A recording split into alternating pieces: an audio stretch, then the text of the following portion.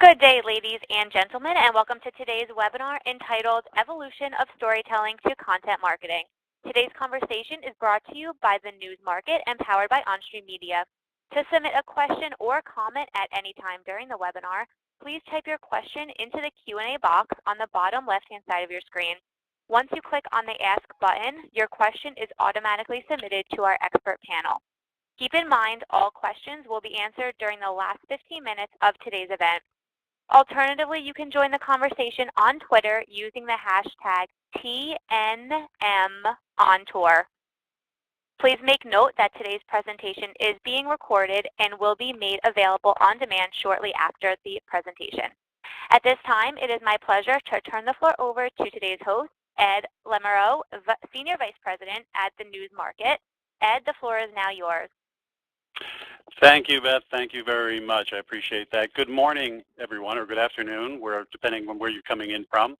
I just wanted to welcome everyone and sincerely thank you for spending an hour of your day with us today. I am your host. My name is Ed Lemereau. I am title challenged.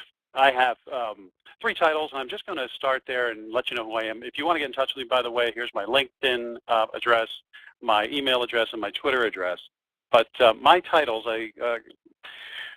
really represent what we're going to be talking today, which is a roll-up of how the marketing landscape has changed and lines are being blurred.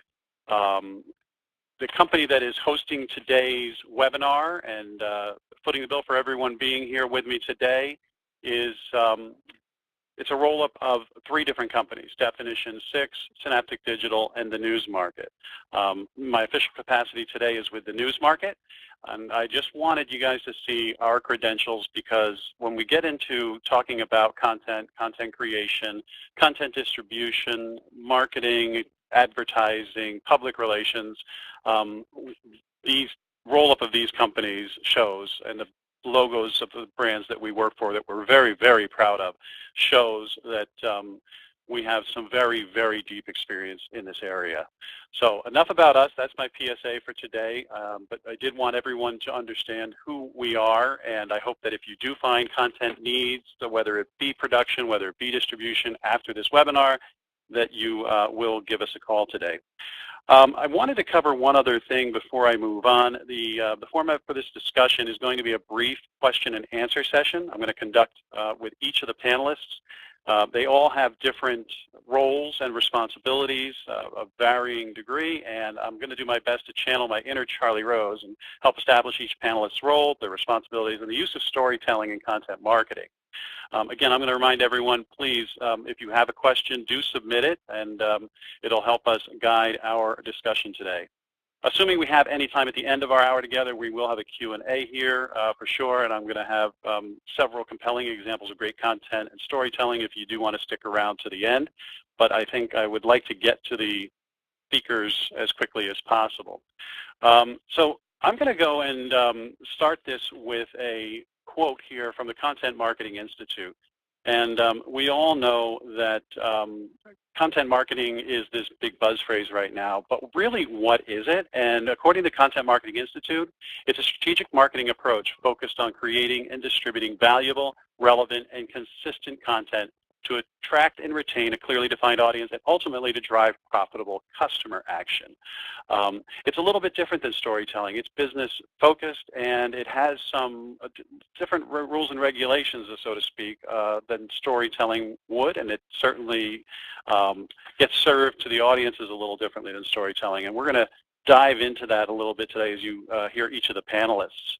But I want to back up one step because we're going to do a poll in a minute. We'd like to know who's with us. But we're all working around this thing called the peso model. And if you haven't heard of it before, here's a good illustration that I found of this. The paid, earned, and what used to be called shared and owned media model. I like this. It's paid, earned, social, and owned. And you can see the different tactics, so it's pretty self-explanatory in terms of where all of this marketing goes on. And you can see the nice little heart in the middle of the converged media. When you're communicating with your target audiences, whether it's B2B, B2C, B2B2C, whatever it may be, if you can figure out how to get to that converged media area, you're generally winning. And that's an important lesson that we're going to try and pick through today. So I'm going to go to another quote. I think most of us probably know Gary V from VaynerMedia. Gary Vaynerchuk is a great guy who is very smart and has built a multi-million-dollar empire out of a wine business. This is where he started, is winelibrary.com. I had the opportunity to hear him talk and meet him. He's a very dynamic individual. And I love what he says. He says storytelling is changing, and unless the brands know how to tell theirs in a quick, witty, and purposeful way that is native to these new platforms, they're going to be left behind.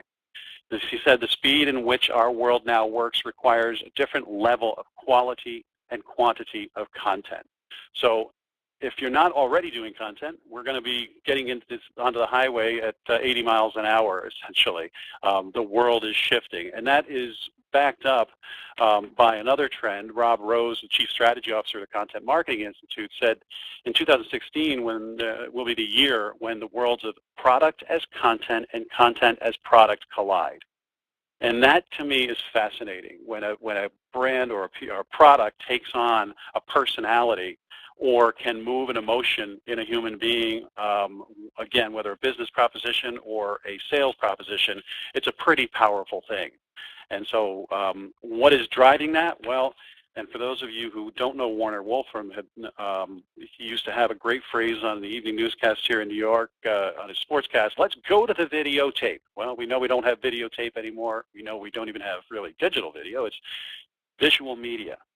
But the point of this is that all signs are pointing to this visual media. It's whether you're going on Facebook Live, on a consumer to many basis, video on Twitter, Periscope, Blab, Instagram, Vine, the old standby YouTube, certainly the mainstream media, bloggers, brand fans, everyone is looking for video content. They're looking for visuals. They want to engage a story.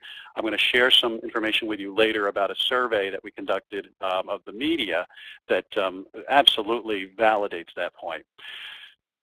I told you about what we're going to talk about. I've mentioned who I am, but now we would like to know who you are. So we're going to ask our moderator to bring up a couple polling questions, and this will help our speakers. We're very concerned with making sure that we hit the sweet spot for the group here.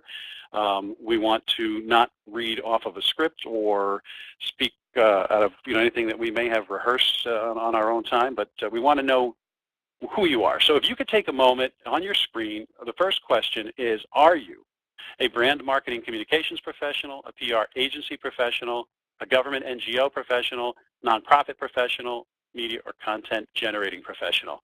And once we lock in all of that, that'll give us kind of a good idea of who we have online right now.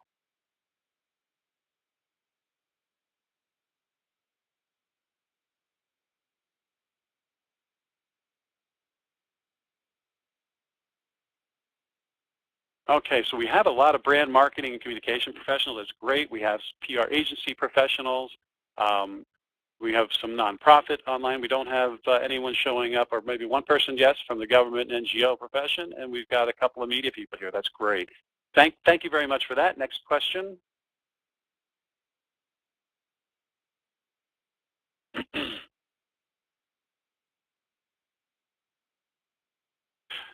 So we bring up question 2.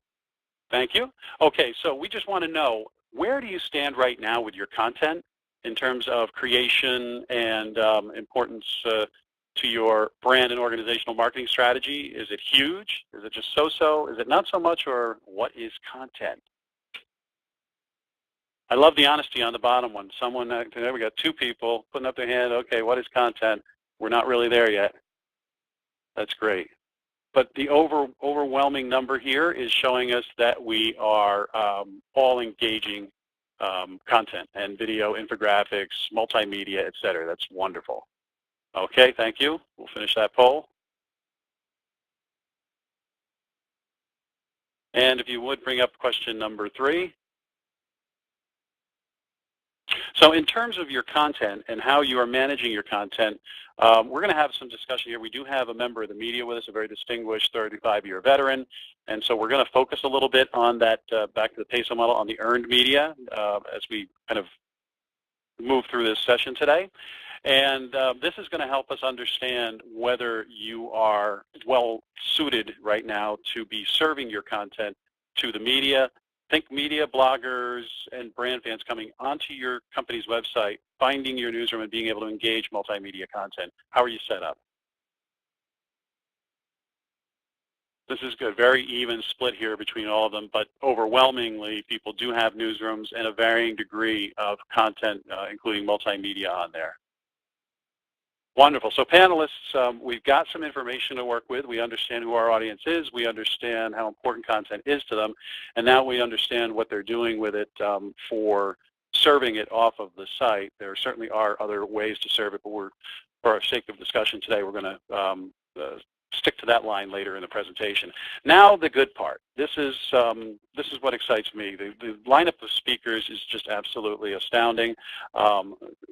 We have relationships with every one of the folks here, so we're all familiar, and I think this is going to be a great discussion. Let's go next slide, please. And we have, okay, I'm going to start with Kelly Funk. And I'm going to read her bio, and it's a little bit long, but I think it'll be worth your time. Kelly Funk started her career in content creation 36 hours after she graduated college way back in 1993, when she hopped a plane to Los Angeles for an unpaid internship with a then unknown film producer, Carrie Woods, who worked at the then unknown movie studio, Miramax Films. She had 2 hours of duty in Hollywood or 2 tours of duty in Hollywood over the course of 15 years, and had the privilege of working on the first or second films of over 16 writers and directors, including M. Night Shyamalan, Alexander Payne, James Mangold, Jon Favreau, Doug Liman, and Scott Rosenberg. She also had the pleasure of working with several first-time authors on their earliest novels, including Michael Punk, whose first book, The Revenant, was nominated for an Academy Award for Best Picture in 2016. Apparently, Hollywood couldn't keep her, though. In 2007, she returned to her home state of New Jersey and segued her work into national politics, first during the 2008 Obama election cycle for the U.S. Senate seat up for grabs, and then on the 2009 gubernatorial race for Chris Christie. And then for the last 6 years, Kelly has worked for the 105-year-old brand FILA, first bringing their e-commerce division into the 21st century, and then building an in-house advertising agency from scratch to support the rapidly changing and expanding brand and business initiatives in North America. Kelly, I am thrilled to have you wonderfully join us. Thank you. Thanks so much. It's a pleasure to be here. Great. And so Kelly, I'm really curious, and I'm going to ask every panelist this question, actually. So let's start with, how do you define storytelling? No, I'm here just because it's anyone who designs.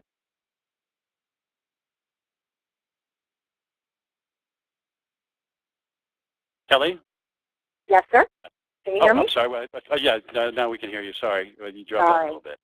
Yeah, no, sorry. So Oliver Stone had this great quote that his favorite moment of storytelling was the first day that he put a word on a piece of paper, and after that it was all downhill because you had to make so many compromises in the process.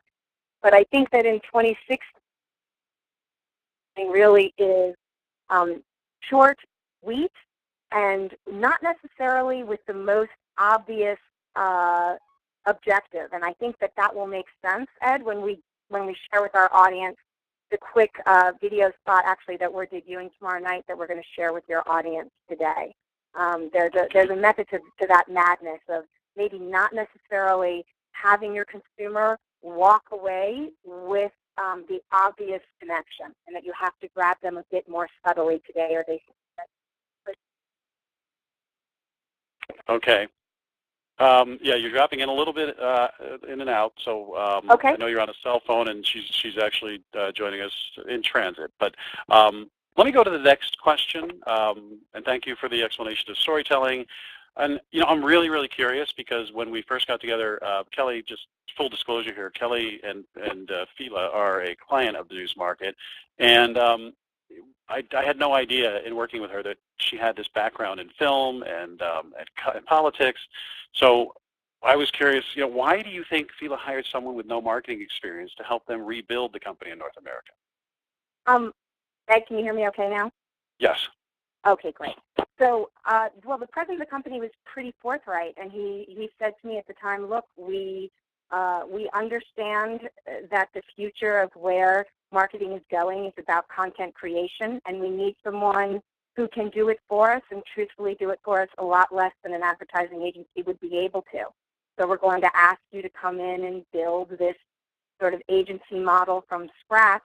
And we know you have an experience in doing that, both in traditional, 20th century media with film and television and books, and then on a national political, two national political campaigns where, especially during the Obama cycle, where you really did start to see social media come into play and connect with voters that were a new generation of voters that hadn't actually, participated in the political process heretofore. So they asked me to come in and just create content over and over and over and over again. And thankfully, as we've continued to get more successful, the budgets have gotten larger.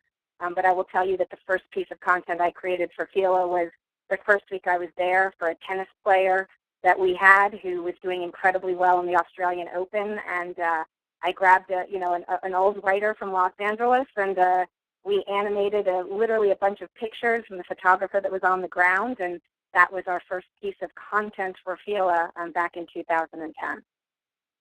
That's very cool. That's very cool. And can we quote you on the fact that if people start producing content, their budgets will get bigger? Yes, please do. Absolutely. Well, and I love the story, and I think that the non-traditional prism, so to speak, of where you look at marketing from is very, very interesting. So to help our audience understand how marketing is evolving and some of the stuff that really resonates with you, the stuff that you're looking to bring into FILA's ecosystem, could you tell us 2 of your favorite content campaigns out on the market right now? Sure. They're not mine. I love Gary Vee. I watch him religiously, and I think that second part of your quote that you put up on the screen is really important about the simplicity of the content and boiling things down to that common denominator. One of my favorites right now, if anyone has been following it, especially on Facebook, is this Ziploc campaign that has been the do-it-yourself content campaign where they are showing, the next few Ziploc bags. Yes. Yeah, that's a great campaign. I know it crosses several different subject areas for them, from weddings to medical kits to all sorts of things, figuring out how to put their product in front of different audiences through different content. And I think your reference to Gary Vee, I think the term that he uses often is micro content, correct? Correct. Okay. And that for sure is where we are trying to cross that hurdle into how can we take, fashion and footwear and create micro what I love about this Ziploc is look, ladies and gentlemen, okay.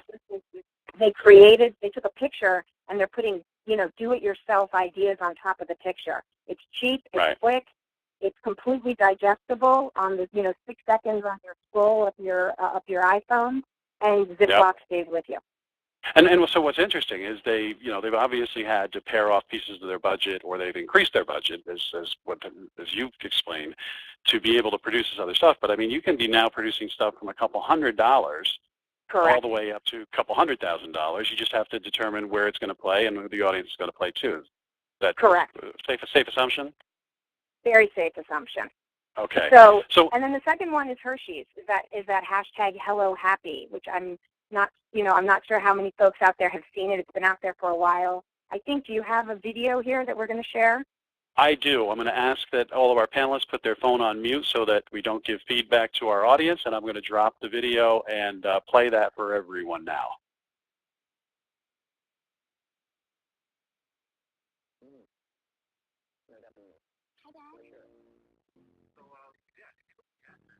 Okay.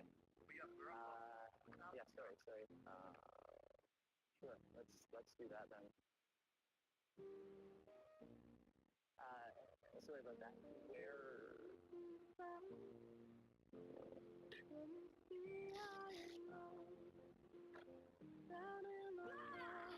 Hi, Frank. You doing?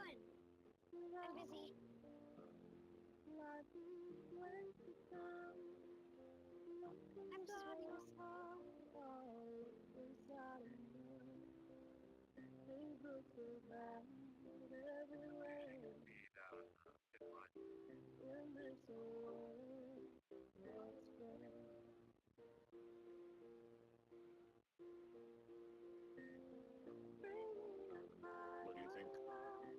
Thank you.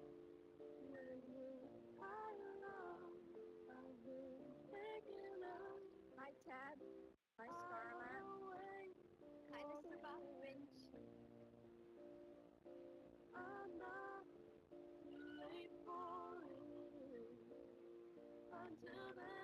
Hey, and look at this.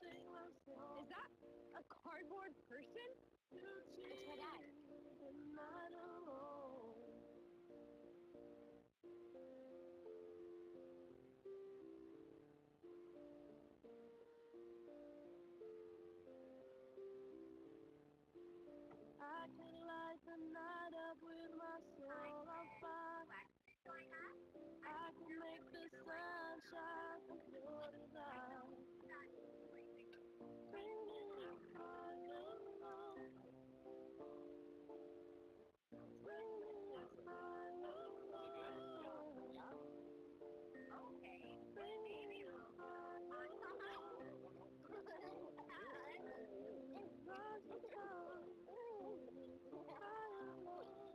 A wonderful, wonderful example of the video.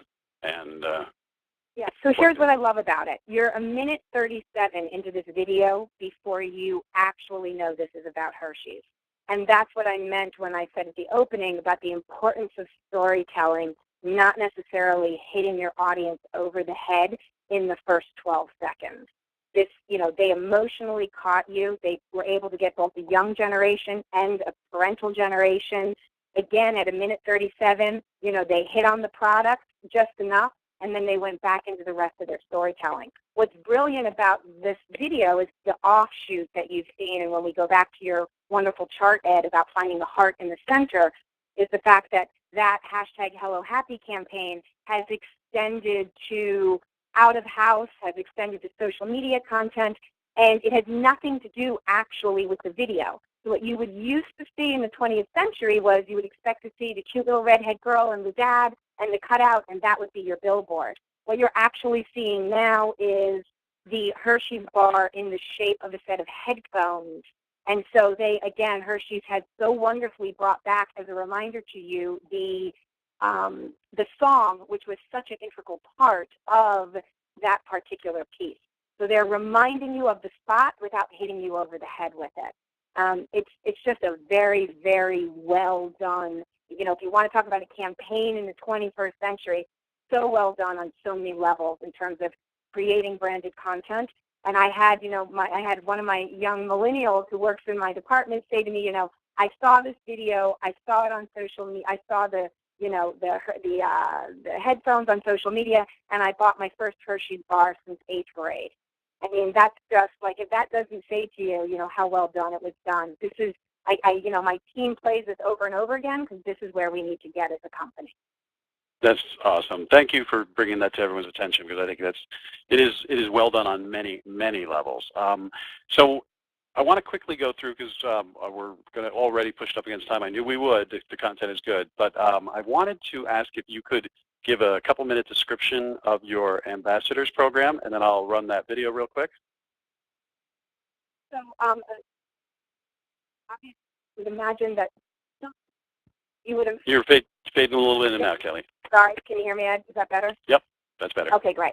So sportswear companies, as you know, part and parcel, the expectation is that you're going to have some form of a brand ambassador in a sport. I actually have come to say that, the word ambassador is a 10-letter word anymore, because, my 8-year-old niece told me when Rihanna announced with Puma. Right. You faded again, Kelly. Yep. Sorry. Can you hear me, sir? You got it. Okay, great. So our Allies program is basically designed to take that ambassador concept into the 21st century. And what we're doing is we are signing different unknown athletes. We're doing that on purpose because we want our audience to have a sense of discovery with us of the next new thing. That's part of how we're trying to reposition FILA in America here. So it's an unknown athlete. And what we do is we help them create their own personal brand in the sport that they're most interested in. The spot that you're going to show, Ed, is for a young boxer who actually has his 30th fight tomorrow night. He's 29-0 undefeated out of Washington, D.C. And our contract with him is incredibly short, and it is limited only to social media. He will be with us for maybe 6 months tops, and we will use this fight through probably the middle part of next year to talk to Dusty and Dusty's audience. And it's about us connecting with a very specific consumer in a very specific vertical. Where we go next, I can't tell you quite yet, but the idea is, hey, let's not just stay focused on one sport, one athlete, one face. Let's see if we can create an ally, right? Someone who brings his own strengths to the table to help build a stronger brand.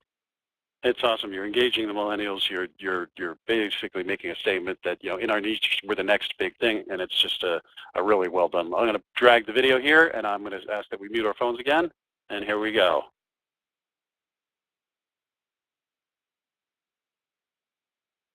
You should never walk into the ring and question whether or not you can dig deeper than the other guy.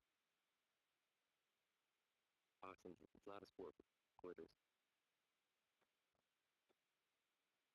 I think if it's a test of will versus anybody in the world, I feel like I'd win.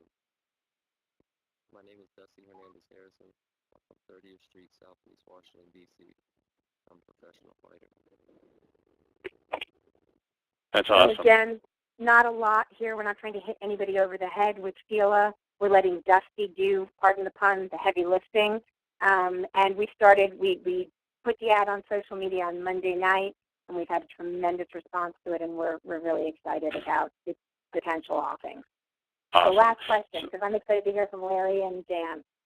Yep, so that's good. We'll skip right to now. I'm going to introduce Larry, and as we bring in Larry Shaw, I'm going to let everyone know that we have a very, very seasoned media executive here.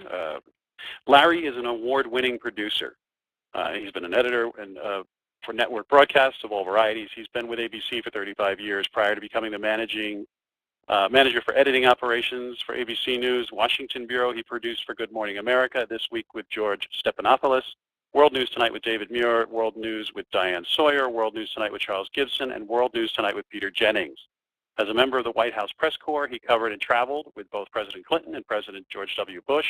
Larry's been a key player transitioning the ABC News Washington Bureau production editing workflow as they moved from an analog tape to non-linear digital and now to a completely file-based workflow. Larry, welcome. Thank you. So if I may, I'm going to jump right in and keep us moving along here. How do you define storytelling, Larry?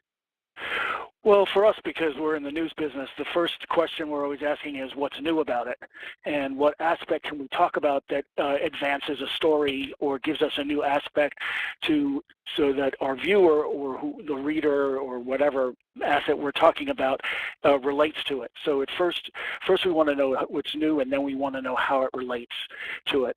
The second thing we often look for is a compelling character like the boxer, who in that example, it was more about him than it was about the product, and that made him compelling. And so, you know, we do the same thing in news, where we're trying to find somebody who brings us into the story or into the content so that we're driven to stay there.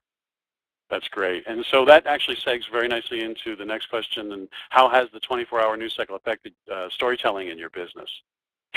Well, because things move so quickly, we don't have as much time here to do enterprise storytelling, where we go out for months at a time and shoot stories and stuff like that. Because the 24-hour news cycle is moving so quickly, we do some of that, but we do a lot less of that.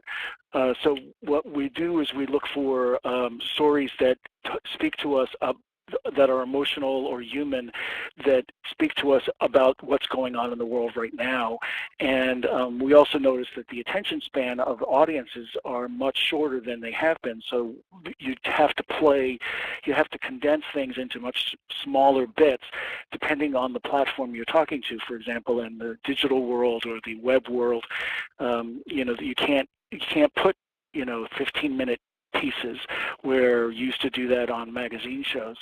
So you have to really condense these things down to much more to the audience you're talking to, and understand what their attention span is and how long they'll sit there and watch something on their phone, for example.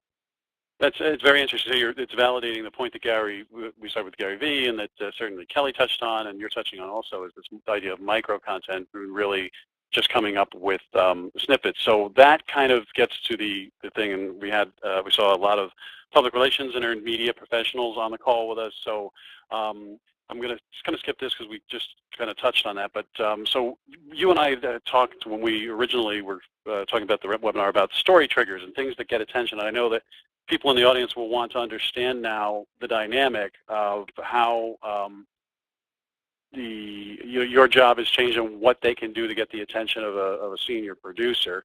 As they do that, I'm going to bring up your website so that we can take a look at that with you. Okay. Yeah, so for us, I use the term story triggers, or a trigger that is something that when you're pitching a story, you need something that's going to get the senior producer's attention. And so it sometimes is a very startling fact, or some stat that is just startling and outrageous, and people will react to it. But then you have to make it real and human, and know that you have to find somebody who that really affects and how it really affects them.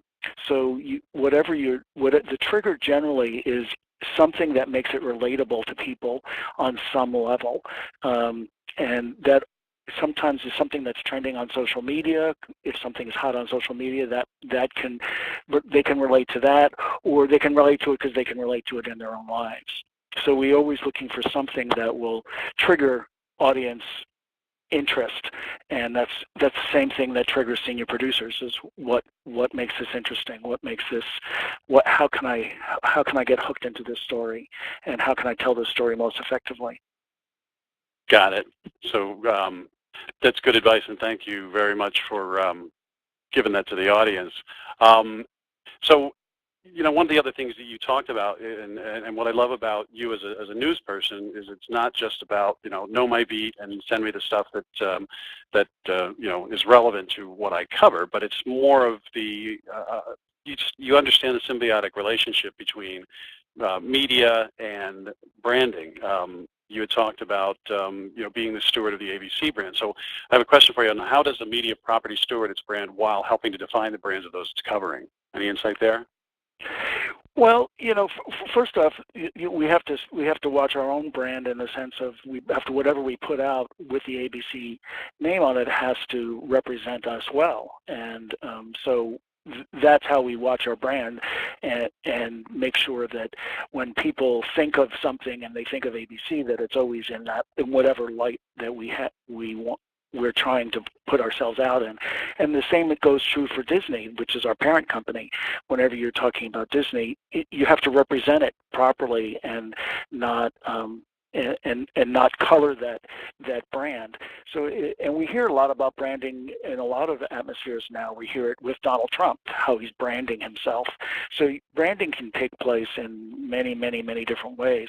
And even those of us who are content absorbers, or we're looking to get other people's content, we're also putting out content, and so that whatever we put out as content has to represent us well. Right. And where do you typically source this content from to create your stories? Is it being pitched to you? Are you going places for it? Well, it's a huge mixture of now of social media and stuff we shoot ourselves, and stuff that's put out on websites and on lines, depending on the story. Like a lot of media that comes from us from developing countries, we get from the World Food Program, for example, because they're out there doing that kind of stuff, and so we get a lot of their stuff. And so what we end up using often is their video, but it's their video with them in it. It shows their activities. So it's, even though we're not talking about necessarily the World Food Program, in our story we're talking about the refugees in Syria. What do you see but the refugees in Syria getting food from the World Food Program? So that's sometimes how they get their message through their content, but it's actually going through our content to the world. Right, and when you and I spoke the other day, one of the things that we hit upon, and that I've been an advocate for years about is, I'm not a huge fan of the peso model, I got to admit, because I've spent most of my career around narrative marketing and storytelling and trying to earn media through gatekeepers. And way back in the day, there was a harder definition between the four. But one of the things you pointed out is that earning the media, earning your eyeball that then turns into eyeballs downstream is a very important part. So I'm just going to kind of turn the model now a little bit and say, you know what, we're going to call it the ESOP model for the rest of the day at least. And, looking at the earned media. And it's true, too. And even on Facebook, when you get right down to the granular piece of how many likes did I get today, right? You have to put up content, and it's you're earning people's respect, or you're earning their interest. And I think this is a very, very important part of the marketing mix that we all have to be paying attention to. Larry, you had mentioned to me one of the best earned media campaigns you've ever seen. You want to give a quick 15-second on that? Well, Donald Trump. I mean, he's just a master at getting the attention of media and making it, here's a man who could have spent fortunes on campaign commercials, and other people did spend fortunes on campaign commercials, and yet the reason he got to where he is not because he bought the media, but because he got the earned media. And although it doesn't translate into every business, it just shows the power of earned media and social media over paid media. That you can spend millions and billions on paid media, but it's this earned media and social media that really drives the eyeballs. Yes, I would agree. And one of the things, and for the audience out there, the way Larry and I came to know each other is Larry participated in a survey we did late last year, and just 3 quick highlights on that before I move to our next guest. And thank you, Larry, for your input. And I do want to leave us at least 10 minutes for the questions and answers so that people can get some questions to you. But the interesting thing about, we all talk about content and making content available, but when we did this survey, the journalists are telling us they're going to newsrooms at least once a week. So for those who have a newsroom and are serving multimedia content, kudos. For those who don't, we're seeing now we've all got to get with it, right? We've got to look at content in a different way and what our content is representing for our brand. We've been talking to travel and tourism organizations endlessly right now because it's a huge piece of how people choose their travel destination. And if they can get it out on social media, if they can get it onto their website, in a media gallery, on their newsroom, it's a big, big plus. So, when we asked about the 4 most important types of content, multimedia galleries and text stories with associated video, far and away kind of just said, that was the most important thing to them. So, and Larry validated that in terms of how he has to look at a story now with his eyeballs to say, do I have an asset to put against this to be able to grab the viewer? And they don't want to lose viewers. They don't want to lose hits on their website. They've got to serve something that's compelling. And visuals do that, text does not. So here's the bad news, but it's kind of good news because we know where we're going with this, right? 85% of journalists agree that newsrooms are useful. And that's an important part for all of the communicators out there, all the branding people. Take a look at your newsroom. Take a look at how you're representing your content, what you're doing. It's certainly not just your newsroom, but your Vimeo accounts, your YouTube accounts, everywhere you have visual media, because the bad side of this is 93% of the journalists that were surveyed said they trying to find downloadable, high-resolution content frustrating. That's huge. That's huge. And then even in the rights issue, 92% found it the rights were unclear and the restrictions. So we've got to be smarter as we go down this path. I think we've all now kind of seen how visual content makes the difference in storytelling. I'm going to now move to our final panel presenter, and we'll go through a couple of questions. Jan Ingmeyer and I know each other from years back, and ironically, Jan, who is now Director of Media Relations at St. Jude Children's Research Hospital, I was thrilled to hear about that, because now when I go visit her, I'll get some of the greatest barbecue in the country. But Jan is responsible for developing and implementing the national, regional, and local media relations efforts focused on the research and clinical findings at St. Jude Children's Research Hospital. And Barry White, Vice President of Communications and Public Relations at St. Jude, said that media relations plays an essential role in communicating the achievements of St. Jude. Jan's considerable expertise in health and science communication will help us promote the many accomplishments of the hospital that continues to grow in the years ahead. But prior to St. Jude, Jan served at the University of Chicago, managing research findings and programs with impact on local and global communities. And she also served as the Director of Media Relations at JAMA, Journal of American Medical Association News Network in Chicago, where she was responsible for international media relations outreach and for 10 medical journals published by the American Medical Association. Welcome, Jan. I think that JAMA run was about 13 years, right? Yep, it was about 12, but who's counting, right? But yeah, it was, who's counting? Right. It was a wonderful, it was a really wonderful place to be. Yeah, and you know, what I will say about JAMA, well, actually, you know what? Let me start with this first, Jan. If you could. I've asked everyone else, what is your definition of storytelling? Well, like especially Larry, since you're with healthcare and nonprofit, et cetera. Yeah, yes. Well, like Larry, I'm always looking for news. So for me in media relations, public relations area, storytelling is simply the sharing of information. But I want to define that in terms of the institution's point of view. So wherever I'm working, and I've had the privilege of working at some very prestigious organizations. So to me, storytelling is vital to the media relations role because that's the way that we can support the mission of the organization. And especially like in medical and healthcare, media relations or PR, it really helps to have those patient stories, to put faces on the research and the treatments for these diseases. So the patient stories are really powerful when it's appropriate to use them. And I love to use all avenues that I can to tell stories, which is good old-fashioned news release, but I love to use video and audio and social media any chance I get. Yeah, I think you have both the admirable position, right, of being a person who is charged with narrative storytelling and having a very noble organization that you're doing it for, with great patient testimonials. So that said, I would appreciate if you could tell us, because prior, you just started at St. Jude, and you're getting the wheels turning, and you've been brought in on a mission, which is wonderful.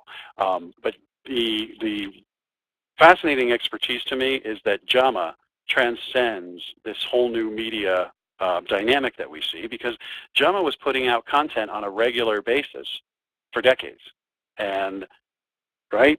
Yes, yes, indeed. So I just want to reference your graphics there on the online newsrooms that made me cringe a little bit. So yeah, I've been here at St. Jude Children's Research Hospital in Memphis for a number of weeks. We're just getting our act together here, and one of the things that I really want to focus on here is creating a dynamite online newsroom, because we don't have that, and we need that to help us tell our stories. But my experience at JAMA will help as we try to tell stories through here too. There's a lot of research that goes on here. The JAMA report is a video news release. It's a weekly video news release. It's been around for nearly 30 years. It's just a remarkable product. It's like the gold standard for how to do a video news release, and it is they highlight one of the studies that's published in one of the JAMA journals each week and make it available for free to every media outlet that wants to pick it up. I should have a little disclosure here that Synaptic News Market was hired after I left JAMA. We had been working with Big Shoulders Digital Productions in Chicago for producing the pieces. I think they still are, and it was actually VNR1 out of Dallas, Jack Trammell and his colleagues, who were the first ones to put the JAMA report and all of our media elements on a digital platform. And boy, that really helped and enhanced the overall product. To to put our news releases, the video news releases, the sound bites, the B-roll out there digitally, instead of, the old-fashioned way was to send out these stories via a satellite just to the TV stations, and they had to download the things. So it made it a lot easier to do it electronically here. So I think the JAMA report has been successful all these years for a couple of reasons. One, that it's not selling anything but information. This is about scientific research. There's no slant. Only the authors of the study can be interviewed, and so there are no outside parties saying yes, no, whatever, or by our pharmaceuticals or our medical device. It's just a straightforward report about the research that's published in the JAMA journals. And secondly, that it's constant. And I think that it's something that I'm trying to implement here at St. Jude as well, that you have to have a steady flow of information these days.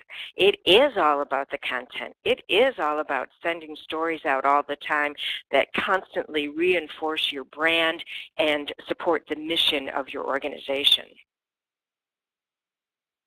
Yeah, agreed. And one of the things now too, and thank you for bringing this up, and also for doing the full disclosure, because yes, Synaptic Digital does handle the platform in cooperation with the news market, who built the platform, and we're seeing a different dynamic. I mean, when I started in this business, Jen, and you and I, have known each other for a long time, but it was satellite, and then it was proprietary networks to the newsrooms, and now we're looking at being able to push media. If you look up there on the upper right-hand side, it's as simple as putting a multimedia asset into a media cart, like a shopping cart, and then up pops an email window, which allows you to then send right to the journalist that you're speaking with. So for public relations agencies, the process has gotten simpler. For brands, it's gotten simpler in that it's a self-serve for journalists to register into the site. It's just fantastic. Right? In the bad old days, we used to have to mail out 3/4 or half-inch tapes, beta tapes to the stations, and so you don't have to do that anymore, which actually helps with the pickup of your story as well. Right. So let's get back to your role now. Like, how do you see this transforming all that experience that you brought from JAMA and the ability to tell a story? How are you going to put this to use at St. Jude's Children's Hospital? Well, it's an interesting situation at St. Jude because there is a very strong fundraising arm, which is a separate entity from the hospital. And I'm sure everyone that's listening, watching there has seen all those fantastic commercials with the celebrities and the children and asking for your donations to St. Jude, which is what makes this place go. And, what makes this place special is that the patients and their families never have to pay for anything here. So it's a marvelous organization from that standpoint, and they do fantastic medicine here. But they also do a lot of research, and I don't think that that's very well known. So that's one of the reasons that I am here, is my experience in trying to promote scientific research. But boy, that requires a lot of translation. And it's a little bit more difficult to push out the medical clinical trials kind of research or clinical care programs. It's more of a challenge because you have to translate that information into something that people are going to understand or that will care about. We had a recent scientific paper that we got some pretty good results on, considering it affects a very small population of children. Our researchers were working with researchers at the National Institutes of Health about a gene therapy treatment that essentially cures something called X-linked SCID, but it's better known as the bubble boy disease. And I really pushed to have it, in the headline, the bubble boy disease, because I knew that would get a little bit more attention. So we did an entire web page on the stjude.org site about our gene therapy. And so it was not just media relations, but I was working with the digital communications people and the website folks and our science writers here to try to better explain what was happening here. So it's a very complicated disease, and the treatment is this gene therapy, and it has a delivery system called a vector, which I never heard of before. I started working on this and working here. So I thought, oh my gosh, what can we do? So I did the standard kind of go interview the researcher, have him translate it into sound bites that we made available to stations and something that we packaged and put on the website. But for the actual gene therapy, I thought, it'd be really cool to have an animation of that, because I certainly didn't understand it. I'm not science, I don't have a degree in science. My degrees are in communication, and so I have to have things boiled down to the if Jan understands it, then I can communicate it out. But this was pretty complicated stuff. So I asked our graphic designers if they could come up with a pretty simple animation to explain this gene therapy, and they did a quick little video for us. I don't know if you can show that, Ed. Yep, I'm going to bring that up right now. That just kind of did a really simple job. We just did kind of storyboards. I wrote the text along with the researchers' help, and they put together a little diagram of how that all works. So in hopes that it would help people better understand the process. So here you've taken, essentially from a content perspective, you've taken lemons and made lemonade. Tried. You've created a piece of usable visual material that can now be shared online. It can be shared to the media. It's got the ability to bring the story to life, essentially, visually. It was something that we could use in a number of ways. So we did it with the media release. We posted it on the website. We also included it in an email to physicians who might be referring patients here to St. Jude for treatment. They also have a clinical trial that they're starting here for infants who have this bubble boy disease. So we were able to use it in a variety of ways, and it was one of those situations where I thought, oh, that would help, and they were glad to try to do it. So I really do believe in the power of video, of having that visual to help explain stories. And, right. At nonprofits, not everybody we have a really great video group here, and not everyone has that. But everybody has a telephone that they can shoot video off of. And you can create so many things on computers now to help tell stories. So I think it's important to, not only think about a news release or a social media, but like putting the whole package together to better get your message out. Yeah, thank you. And actually, your tip about the phones is excellent. But I will give the audience a further tip on the use of cell phone video. If you have people going out to the field, make sure they turn their phone sideways. Because if you hold it straight up and down, it doesn't work so well for television. So put the button on the right side, or it comes upside down. So you know what? This is a perfect segue. It's question and answer time. If there's anyone out in the audience who wants to submit a question, you can do so at the hashtag TNMOnTour on Twitter, or you can type it into the question and answer box down in the lower left-hand corner. I will start with a kind of a first question to the whole panel. Let's go back to the title, right? Circle right back to the top here. The title is The Evolution of Storytelling to Content Marketing. And I think we've touched on content marketing. I think we've kind of scratched the surface on what can be done. But do you see, are they one and the same? What is truly the evolution? How has storytelling changed in this new dynamic? And I asked you all, to tell me what your definition of storytelling was. But if you could all kind of say, what your position is on whether they are one and the same, or whether content marketing has a different context to it. Well, for us in the news business, it's all one and the same, because we often are looking for content from other people. Like, for example, manufacturers will go to their website and look for manufacturing of their products. So it's sometimes like with the World Food Program, it's their content, but it fits our purpose, and they get their message out there, but it's coming in a very different way. Yeah. Jan or Kelly, any feelings on that in terms of storytelling versus content marketing? Any advice? Well, this is Jan. I wouldn't think of myself as a content marketer. I mean, if that was, the first thing you asked me, I'd be like, oh no, I do media relations, I do public relations. But in fact, yes, indeed, I am a content marketer, and it is through that storytelling, because the content that I am marketing is what's happening at my organization.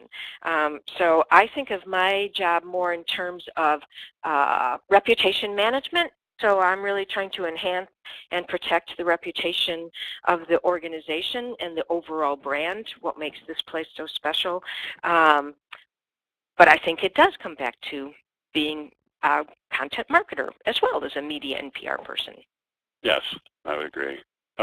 Kelly, anything on your side? Or I'm gonna agree with Larry that I believe that storytelling and content marketing are one and the same. I just think that how we think about storytelling, I don't even know if we have enough time these days to use, the letters and storytelling to get the message across. So it's about boiling things down to the common denominator in an emotionally impactful way, and I think that is the challenge for so many brands and advertising agencies these days. Very good. Thank you. That's a very succinct and very good answer. We did have one question come in that I want to throw to the panel now. We have a resource challenge to creating content. Any tips to get more employees involved in it? Involved in creating resource? Well, yeah, and now, Larry, I guess this would be less for you and more for Jan and for Kelly. It's an organizational question about being resource challenged to be able to go out and shoot and create video, things like that. So what tips could you guys give that I guess makes it a home-baked solution? Any tips to get more employees involved in it? Well, to empower employees. So like we have we had a recent medical meeting that several of the doctors and researchers were attending, but nobody from communications was going to go. So we asked them if they would tweet and do, various other social media posting, from that meeting, and they sure did. They took pictures, and they were great about it, but we just had to ask them to do that and give them a few little tips on here's what to do and kind of don't do this, but do this, So I think if you can work with your organization, your employees, and give them some guidance, they can be your best resource. And that works also in the news business, by the way. You don't always use typical cameramen. A lot of times producers or PAs or someone else on the road is shooting on their phone, and that's how we get our content. Yep, and then the only piece of advice I would say is if you're going to go down that road is to make sure that you've got a firewall between your employees and the actual posting of the content. That's for legal reasons as well as just discretion.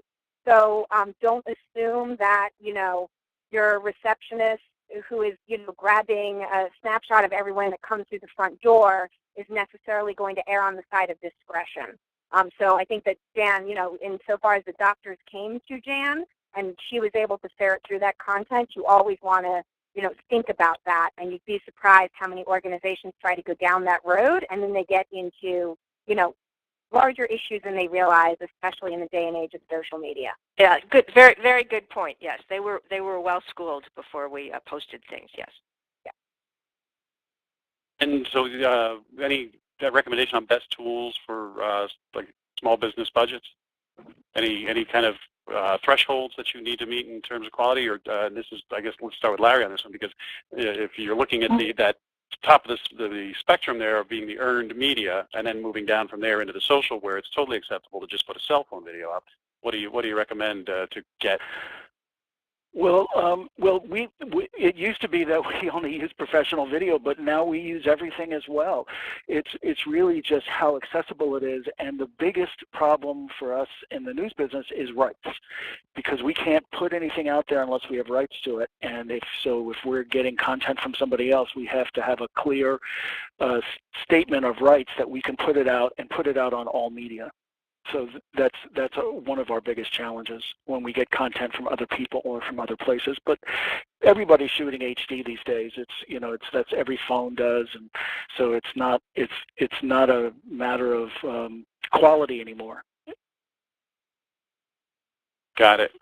And we do have a question here for Kelly. The Dusty piece is well done, it says. Did you and your team concept the creative and then the production in-house, or did you use an outside agency or creatives? So the entire piece was concepted by our team internally, and then we went to a video team that we keep as an independent contractor for us to be able to shoot the spot. But the idea itself was created internally to start.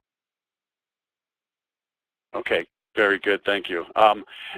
Here's one for Jan. Quick question on how is the appetite for patients? You talked about using patients in their stories. Is that changing more or less?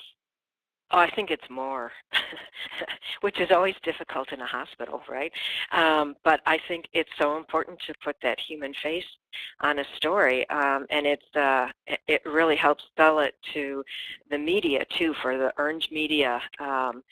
And, one of the things you had talked about in your model, your peso versus ESOP model, was the earned media and the paid media. And I used to be sort of anti-paid media, but I've changed my mind over the years because I think that the paid media can often support your earned media.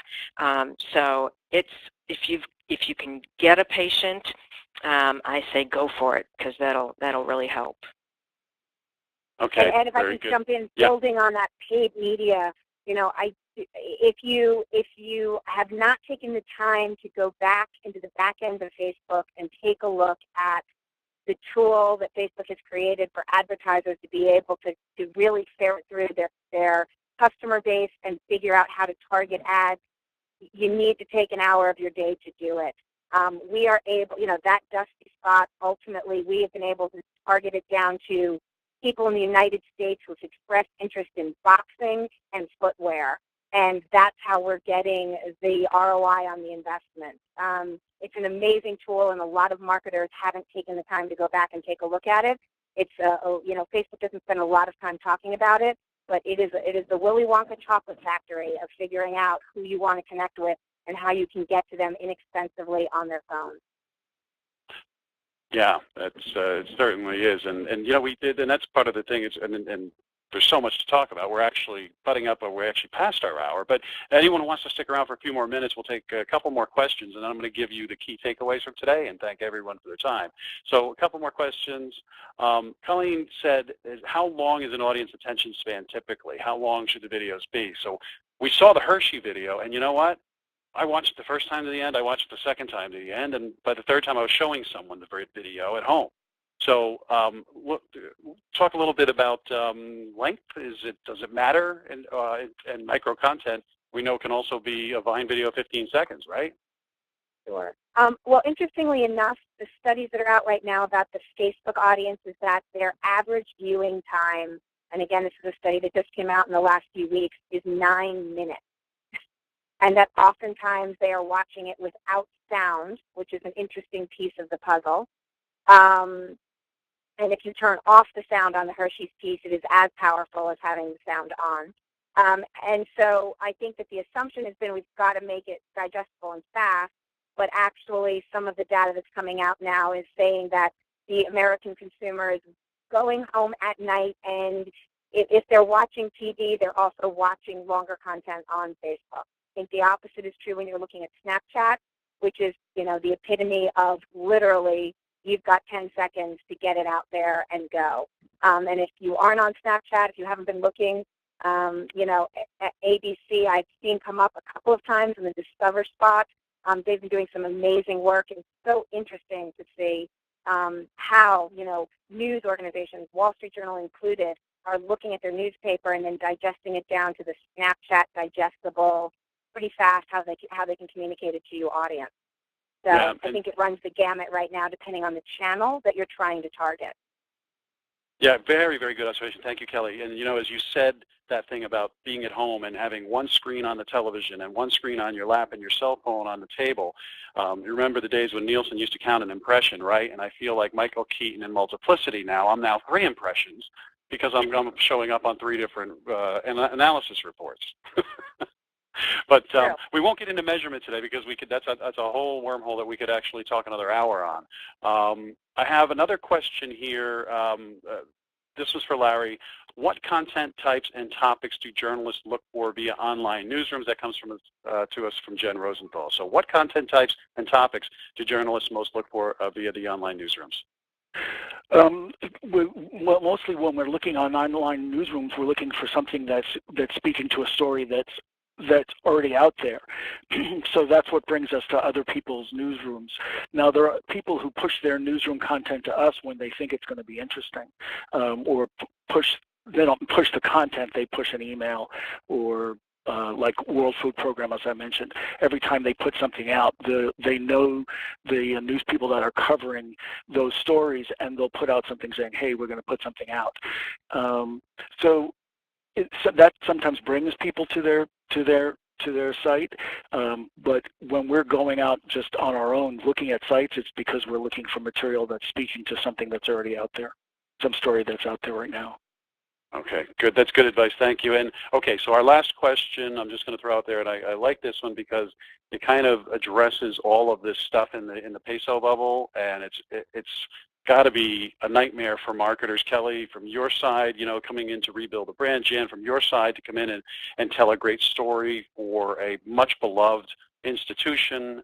Larry, from your point of, trying to pull together content to serve to your audience and then understanding who your audiences are. So the question from Holly is, how do you decide which multimedia platforms to use for maximum impact of specific stories? Or is it general, across all platforms all of the time? I think the answer really is what's the most compelling visual. In Jan's sense, the most compelling visual was a graphic. So that's what worked really well because that's what explained what she needed to do. Sometimes it's going to be video, and sometimes a still picture says more than a piece of video because you want some time to study the frame. So it's going to be story specific. Okay, Jen, you have anything on that? Yeah, the answer is it depends, right? It depends on your story. So sometimes we have a really basic research study, and boy, there's no patient that goes with it because they're not that far along. But there is a really cool image that they got from, whatever scan or somebody's microscope or something. And so that's really powerful. But any opportunity that I try to use some video or audio to go with something as well as images. But it just depends on the story and what the possibilities are. Okay, great. And Kelly, anything you want to finish this up with? Yep. So I would say that if, from our perspective, when we sit down to create content, we start with what is it going to look like at 10 seconds and what is it going to look like at 5 minutes. And we try and shoot the content, not for the channel, but for the flexibility to be able to extrapolate something from the content in whatever channel makes the most sense. So that's brilliant. Yeah. Right? So yeah, then it's a perfect segue because I'm going to jump right to our key takeaways. There's the 5th point down: maintain brand integrity and story flow via multimedia assets across multiple platforms and micro-purposed for exact audiences. We have a thing that we use here at Synaptic Digital and Definition 6 and the news market called CODE: create once, deploy everywhere. So this has been advice from the video production community for many years that if you're going to go out there and spend the money on production to go out into the market and do something, you want to think ahead of it. And now what we've seen today, we just had a taste of it, but we've seen that there are multiple channels, multiple opportunities, multiple ways to get this story out there. And what's really cool is with the blurring of lines of responsibility at the job level come the blurring of lines of acceptance at the consumer level. Whether it's a B2B proposition or a consumer, it seems to me that people are now okay with seeing a news station talk about an ad, right? Or that was the phenomenon that started with the Super Bowl. We're okay with having cell phone video appear on a newscast because it was eyewitness account. And it's really a beautiful world for content producers now because the world is becoming our oyster in terms of storytelling. All three of you are great storytellers. I want to thank you. So we've defined storytelling and content marketing a little bit today. We've kind of turned Peso into ESOP, put it on its side, and turned it over and said, you know what, you really want to focus on your earned media first. Larry, thank you for the story triggers, talking about what's going to connect the audience on with us to people like you who are looking to create news and get it downstream to the consumer. We talked about supporting content strategy with a strong multimedia gallery. You saw the survey. We do have a white paper, by the way, for everyone who's still online. And actually, if you've registered, we'll send you out an invitation with a link how you can get to that, and you can get the full play-by-play on what we were told by the journalists and some great insight and tips in there. And thank you very much, everyone. I wish I could have gotten to every question. I think we covered a lot of the topics, though, and we really, really appreciate your time with us today. And with that, we will bid you adieu. Thank you, panelists, for joining and for your time and dedication and input here. Thanks, Ed. Thank you. Thank you so much, Ed. Thank you to our audience for spending some time. Bye-bye. Bye-bye.